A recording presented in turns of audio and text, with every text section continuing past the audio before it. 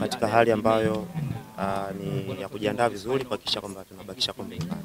Mpaka tunapozungumza bado kuna siku mbili. Tuambie hali yenu kuelekea hiyo siku ya Jumapili.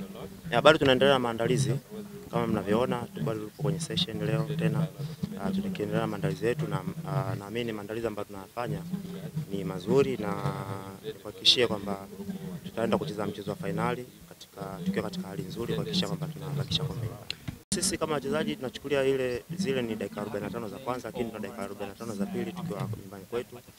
Wenzetu walikuwa na mchezo mzuri sana kwao, lakini tunafahamu mtu akiwa kwao siku zote tunasema mchezo kwao utunzo. Kwa hiyo wenzetu walikuwa na kila sababu na kila kitu cha katika ardhi yao kuhakikisha kwamba wanapata matokeo mazuri. Na so far mchezo ule tulimaliza kupoteza, lakini safari hii na sisi tupo nyumbani kuhakikisha kwamba tuna kila kitu chetu, na naamini na maandalizi ambayo tunafanya na support ambayo tutaipata kutoka kwa wana Simba, lakini kwa Tanzania kwa ujumla naamini tutafanya vizuri katika finali. Uwanja huu wa New Amani Stadium ulifunga goli moja ambalo lilipeleka Simba kwenye hatua ya finali. Ina maana gani kurudi tena kwenye uwanja huu kucheza kwenye mchezo wa finali kwenu nyinyi wachezaji?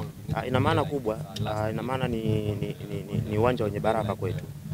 Lakini pia ni uwanja ambao naamini utatufanya tuache kuchukua kombe hili. Kwa hiyo mimi binafsi bado na uamini uwanja wa Amani, lakini pili bado naamini wa Tanzania, naamini wana Simba, naamini watajitokeza kwa wingi kuhakikisha kwamba tunakuja kwa pamoja kupambania hili taji.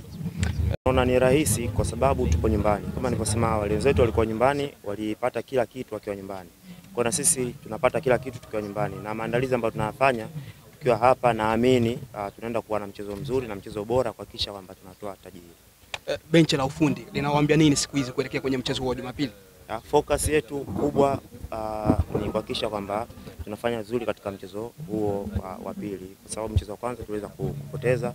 Kwa mchezo uliokuwa mbele yetu ni mchezo wa pili ambao ndio unaamua hatima ya kombe hili. Kwa hiyo benchi la ufundi wanaendelea kutuelekeza yale mazuri ambayo tunayafanya, lakini pia yale makosa ambayo tulifanya tusiweze kujirudia na kuhakikisha kwamba tunafanya vizuri katika mchezo huu.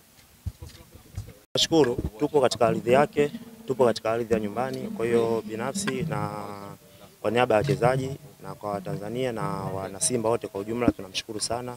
Support alionyesha ni kubwa sana, na naamini Watanzania watajitokeza kwa wingi kuhakikisha kwamba tunakuja kupambana kuhakikisha kwamba tunabakisha kombe nyumbani.